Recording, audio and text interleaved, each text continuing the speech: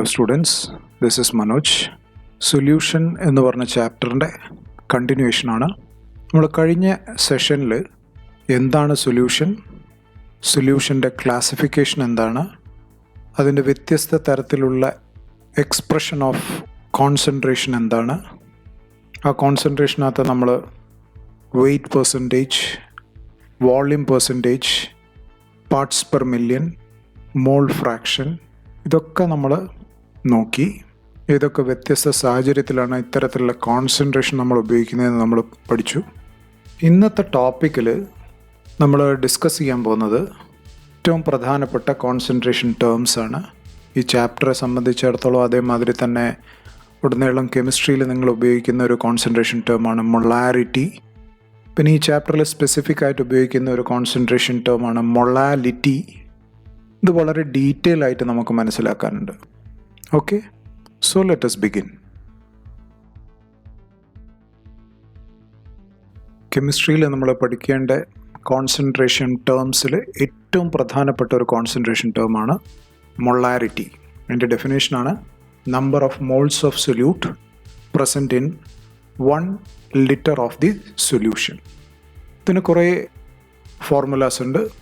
Number of moles of solute divided by volume of the solution in litre, അല്ലെങ്കിൽ mass per litre of the solute divided by molecular mass. ഇനി മില്ലി ലിറ്ററിലാണ് നിങ്ങളുടെ volume എങ്കിൽ നമുക്ക് മൂന്നാമത്തെ ഫോർമുല ഉപയോഗിക്കാം. That is mass of the solute divided by molar mass of the solute. അത് നമുക്ക് number of moles of solute കിട്ടും, divided by volume of the solution in millilitre into 1000. അപ്പോൾ ഈ 3 പ്രധാനപ്പെട്ട ഫോർമുല നിങ്ങൾ എഴുതിയെടുക്കുന്നത് നല്ലതാണ്. ഇത് നിങ്ങൾക്ക് അറിയുകയാണെങ്കിൽ നല്ലത്. ഇതെന്തായാലും നിങ്ങൾ അറിഞ്ഞിരിക്കണം. ഓക്കെ, ഇനി നമുക്ക് മൊളാരിറ്റീനെ കാൽക്കുലേറ്റ് ചെയ്യുന്ന ഒരു രീതി കാണാം. അതിൻ്റെ ഡെഫിനേഷൻ പ്രകാരം നമ്മളത് ശരിക്കും മനസ്സിലാക്കിയിട്ട് ചെയ്യുകയാണെങ്കിൽ ഈ പറഞ്ഞ മാതിരി ഫോർമുലേൻ്റെ പുറകെ ഒന്നും പോകേണ്ട ആവശ്യമില്ല. പക്ഷേ തുടക്കത്തിൽ ചിലപ്പം നിങ്ങൾക്ക് ഫോർമുല വേണ്ടി വരും. അപ്പം ഞാൻ ഈ ഒരു മെത്തേഡ് കാണിക്കുകയാണ്. ഡയറക്റ്റായിട്ട് നമുക്കത് കാൽക്കുലേറ്റ് ചെയ്യാൻ പറ്റും. ഇവിടെ ചോദ്യം തന്നിരിക്കുന്നത് 20 grams of sodium hydroxide is dissolved in 1 liter of water. Then what is the molarity of the solution? 20 grams of sodium hydroxide. Sodium ഹൈഡ്രോക്സൈഡിൻ്റെ മോളിക്കുലർ മാസ് ആദ്യം കാൽക്കുലേറ്റ് ചെയ്യണം. സോഡിയത്തിൻ്റെ അറ്റോമിക് മാസാണ് 23, ഓക്സിജൻ്റെ 16, ഹൈഡ്രജൻ 1. അപ്പം 23 + 16 + 1 ദാറ്റ് ഈസ് ഈക്വൽ ടു 40. അപ്പം molecular mass of sodium hydroxide 40 ആണ്. അപ്പം number of moles of solute, ഇവിടെ സൊല്യൂട്ട് സോഡിയം ഹൈഡ്രോക്സൈഡ് ആണ്. അപ്പോൾ അത് കാൽക്കുലേറ്റ് ചെയ്യാൻ വേണ്ടിയിട്ട് നമ്മൾ weight of sodium hydroxide divided by molecular mass of sodium hydroxide ചെയ്യുന്നു. അപ്പോൾ നമുക്കത് 0.5 മോൾസ് എന്ന് കിട്ടുന്നു. അപ്പോൾ 0.5 മോൾസ് 1 ലിറ്റർ വെള്ളത്തിൽ ഡിസോൾവ് ചെയ്ത കാരണം നമ്മുടെ ആൻസറാണ് 0.5 capital M, that is molarity. 0.5 molar solution of sodium hydroxide ആണ് 20 grams ഓഫ് സോഡിയം ഹൈഡ്രോക്സൈഡിന് 1 ലിറ്റർ വെള്ളത്തിനകത്ത് ലയിപ്പിച്ചു കഴിഞ്ഞാൽ.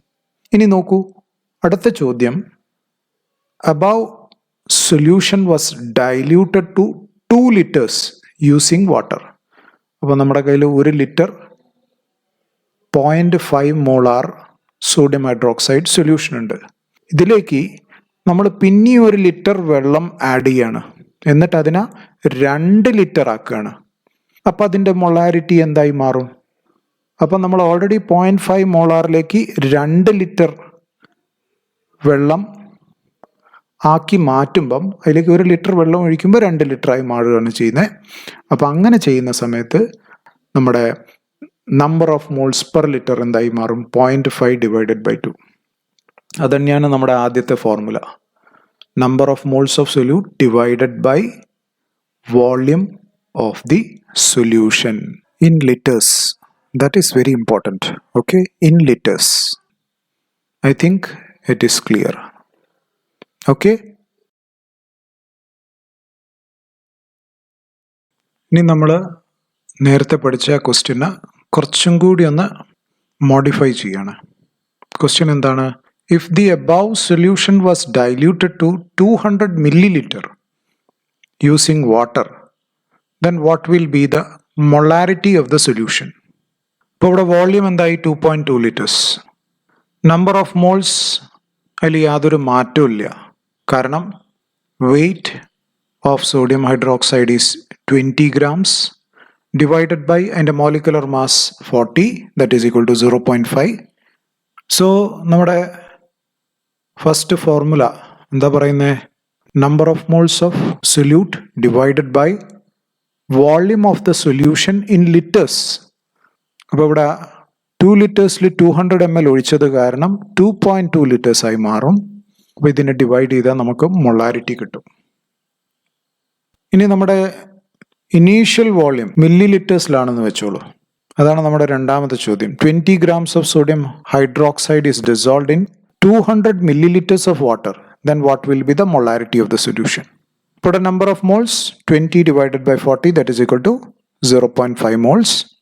Since 0.5 moles is dissolved in 200 milliliter of water, 200 milliliter of water, നമ്മൾ അതിനെ എന്തായി കൺവേർട്ട് ചെയ്യണം? ലിറ്റേഴ്സിലേക്ക് കൺവേർട്ട് ചെയ്യുക. That will be is equal to 0.2 liters. For molarity, number of moles of solute divided by volume of the solution in liters. So the answer is 2.5 molar solution. Capital M molarity inde unit ആണ്. അതിൻ്റെ അർത്ഥം moles per liter. Molarity inde അർത്ഥം moles per liter. Number of moles of solute per liter of the solution. Okay.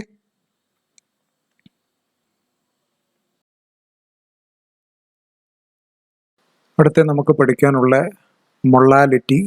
ഈ ചാപ്റ്ററിന് ആവശ്യമുള്ള ഏറ്റവും പ്രധാനപ്പെട്ട ഒരു concentration ടേമാണ് molality. അതിൻ്റെ ഫോർമുലാസ് ഇവിടെ തന്നിട്ടുണ്ട്. അതിൻ്റെ ഡെഫിനേഷൻ ഇങ്ങനെയാണ്. It is defined as number of moles of solute present in 1 kilogram of solvent. Number of moles of solute present in 1 kilogram of solvent. ആദ്യത്തെ ഫോർമുലയാണ് number of moles of solute divided by mass of the solvent in kilograms. ഇതേമാതിരി നിങ്ങൾക്ക് രണ്ടാമത്തെ മൂന്നാമത്തെ formula not ചെയ്യാം.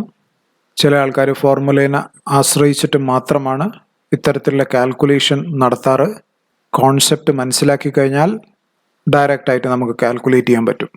ആ ഒരു proficiency എത്തുന്നവരെ നിങ്ങൾക്ക് ഫോർമുലേൻ്റെ സഹായം എടുക്കാവുന്നതാണ്. അപ്പോൾ നമ്മൾ നേരത്തെ സോഡിയം ഹൈഡ്രോക്സൈഡിൻ്റെ എക്സാമ്പിൾ എടുത്തില്ലേ? അതിൽ 40 grams ഓഫ് സോഡിയം ഹൈഡ്രോക്സൈഡിന് 1 kilogram വെള്ളത്തിനകത്ത് 1 ലിറ്റർ അല്ല 1 kilogram വെള്ളത്തിനകത്ത് ലയിപ്പിക്കുകയാണെങ്കിൽ നമുക്ക് 1 മോളാൽ സോഡിയം ഹൈഡ്രോക്സൈഡ് കിട്ടും. 20 grams ഓഫ് സോഡിയം ഹൈഡ്രോക്സൈഡ് ആണ് നിങ്ങൾ എടുത്തതെങ്കിൽ നമുക്ക് 0.5 m, സ്മോൾ എം ആണ് മൊളാലിറ്റീൻ്റെ യൂണിറ്റ്. 0.5 മോളാൽ സോഡിയം ഹൈഡ്രോക്സൈഡ് കിട്ടും. ഓക്കെ. വേറൊരു എക്സാമ്പിളായിട്ട് ഇവിടെ പൊട്ടാഷ്യം ക്ലോറൈഡ് ആണ് എടുത്തത്. 74.5 grams ഓഫ് പൊട്ടാഷ്യം ക്ലോറൈഡ് എന്ന് പറയുമ്പം 1 മോൾ ഓഫ് പൊട്ടാഷ്യം ക്ലോറൈഡ് ആണ്. അതിന് 1 kilogram ഓഫ് വെള്ളത്തിനകത്ത് ഡിസോൾവ് ചെയ്താൽ. അപ്പോൾ ഇതും മൊളാരിറ്റിയും തമ്മിലുള്ള വ്യത്യാസം എന്താണെന്ന് ചോദിച്ചാൽ മൊളാരിറ്റിയിൽ വോള്യൂമാണ് ഉപയോഗിക്കുന്നത്, മൊളാലിറ്റിയിൽ മാസാണ് ഉപയോഗിക്കുന്നത്. ഓക്കെ. മൊളാലിറ്റീൻ്റെ ഒരു ക്വസ്റ്റ്യൻ നമുക്ക് നോക്കാം. Calculate molality of 2.5 grams of ethanoic acid. Ethanoic ആസിഡാണ് നമ്മുടെ acetic acid, CH3COOH in 41.7 grams of benzene. Molar mass of CH3COOH ആണ് 60 grams. അപ്പോൾ number of moles of acetic acid എത്രയായിരിക്കും? 2.5 ഡിവൈഡഡ് ബൈ 60. ആ കിട്ടിയ വാല്യൂന നമ്മൾ മാസ് ഓഫ് ബെൻസീനെ കിലോഗ്രാം ആയിട്ട് കൺവേർട്ട് ചെയ്തിട്ട് ഡിവൈഡ് ചെയ്ത് കഴിഞ്ഞാൽ നമുക്ക് മൊളാലിറ്റി കിട്ടും. Number of moles divided by weight of the solvent in kilograms will give you molality. Okay. ഇതാണ് ഈ സെഷനിലെ ഏറ്റവും ഇമ്പോർട്ടൻ്റ് ആയിട്ടുള്ള ക്വസ്റ്റ്യൻ. നമ്മൾ പഠിച്ച പല കോൺസെൻട്രേഷൻ ടേംസും നമുക്കിവിടെ റിവ്യൂ ചെയ്യാം. ക്വസ്റ്റ്യൻ ഇതാണ്: A solution of glucose in water is labelled as 10% weight by weight. What would be the molality and mole fraction of each component of the solution? മൊളാലിറ്റിയും calculate ചെയ്യണം, mole ഫ്രാക്ഷനും calculate ചെയ്യണം. അതിൻ്റെ density തന്നിട്ടുണ്ട്. If density of the solution is 1.2 grams per milliliter, then what will be the molarity of the solution? അപ്പം നമുക്ക് weight by weight percentage എന്ന് molality, mole fraction, അതുകൂടാതെ മൊളാരിറ്റി കാൽക്കുലേറ്റ് ചെയ്യാനുണ്ട്. ഇനി 10% വെയ്റ്റ് ബൈ വെയ്റ്റ് ഗ്ലൂക്കോസ് എന്ന് പറഞ്ഞാൽ നമ്മൾ ഇതിൻ്റെ മുമ്പേ കണ്ടിട്ടുണ്ട്. 10 grams of glucose is dissolved in 90 grams of water. 10 grams of glucose is dissolved in 90 grams of water. 100 grams of water അല്ല, 100 grams of solution ആണ്. Weight of glucose plus weight of water ആണ് weight of solution. അപ്പോൾ 10 grams of glucose is dissolved in 90 grams of water. അപ്പോൾ നമുക്ക് weight of glucose അറിയാം. അതിൽ നിന്ന് നമുക്ക് number of moles of glucose കണ്ടുപിടിക്കാം. Weight divided by molecular mass of glucose, that is equal to 0.056 moles. അതിൽ നിന്ന് മൊളാലിറ്റി കാൽക്കുലേറ്റ് ചെയ്യാൻ ഏറ്റവും എളുപ്പമാണ്.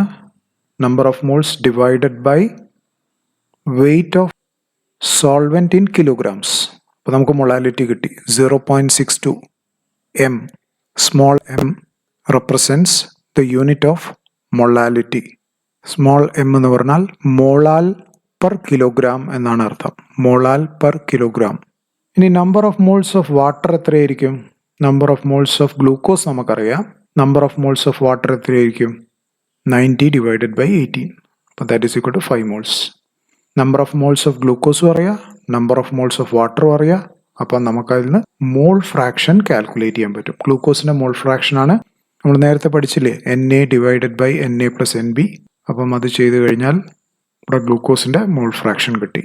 പിന്നെ ഞാൻ പറഞ്ഞിരുന്നു കഴിഞ്ഞ സെഷനിൽ, ബൈനറി സൊല്യൂഷൻ ആണെങ്കിൽ ഏതെങ്കിലും ഒരു കോമ്പോണൻറ്റിൻ്റെ മോൾ ഫ്രാക്ഷൻ കണ്ടാൽ മറ്റേ കോമ്പോണൻറ്റിൻ്റെ മോൾ ഫ്രാക്ഷൻ 1 മൈനസ് ചെയ്താൽ മതി. അപ്പം mole fraction of water direct ആയിട്ട് നമുക്ക് കിട്ടും 1 minus mole fraction of glucose. ഇനി മൊളാരിറ്റി കാൽക്കുലേറ്റ് ചെയ്യുന്ന സമയത്താണ് ഡെൻസിറ്റിക്ക് പ്രസക്തി. ഡെൻസിറ്റി എന്താ? Mass per unit volume. ഒരു യൂണിറ്റ് വോള്യത്തിൻ്റെ മാസാണ് ഡെൻസിറ്റി. ഓക്കെ, അപ്പോൾ സൊല്യൂഷൻ്റെ വെയിറ്റ് ആണ് ഇവിടെ എടുക്കേണ്ടത്. കാരണം മൊളാരിറ്റി എപ്പോഴും സൊല്യൂഷനെ അടിസ്ഥാനപ്പെടുത്തിയിട്ടാണ്. മൊളാലിറ്റി സോൾവെൻറ്റിനെ അടിസ്ഥാനപ്പെടുത്തിയിട്ടാണ്. മൊളാരിറ്റി സൊല്യൂഷനെ അടിസ്ഥാനപ്പെടുത്തിയിട്ടാണ്. മൊളാലിറ്റി സോൾവെൻറ്റിനെ അടിസ്ഥാനപ്പെടുത്തിയിട്ടാണ്.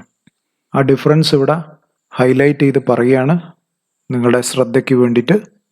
അപ്പോൾ 100 grams of solution, weight by weight എന്ന് പറയുമ്പം 100 grams ഓഫ് സൊല്യൂഷനാണ്. അതിൽ നിന്ന് നമുക്ക് അതിൻ്റെ വോള്യൂം കണ്ടുപിടിക്കാൻ പറ്റും. വോള്യൂമാണ് 83.33 milliliter. അപ്പോൾ നമ്മൾ അതിനെ ലിറ്റർ ആക്കുന്നു. എന്നിട്ട് number of moles of glucose ആയിട്ട് ഡിവൈഡ് ചെയ്ത് കഴിഞ്ഞാൽ നമുക്ക് മൊളാരിറ്റി കിട്ടുന്നു. അതിൻ്റെ യൂണിറ്റ് ആണ് capital M. Capital M means moles per litre 0.67. ഇതിലൊരു സംഗതിയും കൂടി മെൻഷൻ ചെയ്യണം. മോൾ ഫ്രാക്ഷന് യൂണിറ്റ് ഇല്ല, because it is A ratio. നമ്മൾ 2 സെഷനിൽ പഠിച്ച കോൺസെൻട്രേഷൻ ടേംസ് പലതും ഇവിടെ വന്നു. ഈ രീതിയിൽ നിന്ന് ഒരു കോൺസെൻട്രേഷൻ ടേമിനെ വേറൊരു കോൺസെൻട്രേഷൻ ടേമിലേക്ക് കൺവേർട്ട് ചെയ്യേണ്ട ഒരു പ്രധാനപ്പെട്ട ക്വസ്റ്റ്യനാണ്. ഈ ക്വസ്റ്റ്യൻ അറ്റ്ലീസ്റ്റ് 1-2 പ്രാവശ്യമെങ്കിലും എഴുതി നിങ്ങൾ പഠിക്കണം. മനസ്സിലായി കഴിഞ്ഞാൽ പല പ്രോബ്ലംസും നിങ്ങൾക്ക് വളരെ എളുപ്പമായിരിക്കും. Okay, that's it.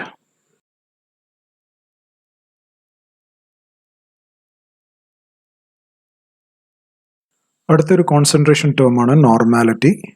അതിൻ്റെ ഡെഫിനേഷനാണ് number of gram equivalent of solute present in 1 liter of solution.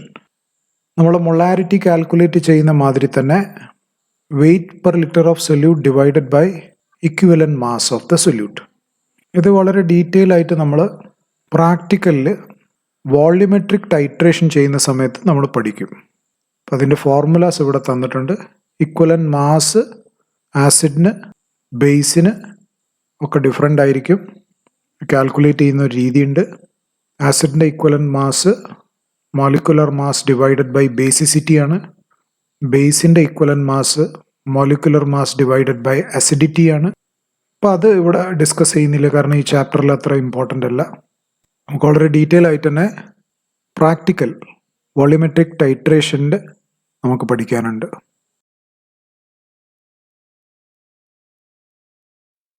ഇനി വ്യത്യസ്ത കോൺസെൻട്രേഷൻ ടേംസിൻ്റെ പ്രധാനപ്പെട്ട ഒരു സവിശേഷതയാണ് നമ്മൾ പഠിക്കാൻ പോകുന്നത്. Among the different methods of expressing the concentration of the solution, mass percentage, parts per million in terms of mass, mole fraction, and molality, they are independent of the temperature. That means they do not depend upon the temperature. Whereas molarity, normality, volume percentage depends upon the temperature. Why? Because volume depends upon the temperature, whereas mass does not depend upon the temperature. So this is one of the most important reason why we have studied different types of concentration. ഈ ചാപ്റ്ററിൽ further ആയിട്ട് നമ്മൾ colligative property പഠിക്കുമ്പം അതിൻ്റെ പ്രസക്തി എന്താണെന്ന് നമുക്ക് കൂടുതൽ മനസ്സിലാക്കാൻ പറ്റും. So that is enough for today. Thank you. Keep smiling and stay safe. That's it.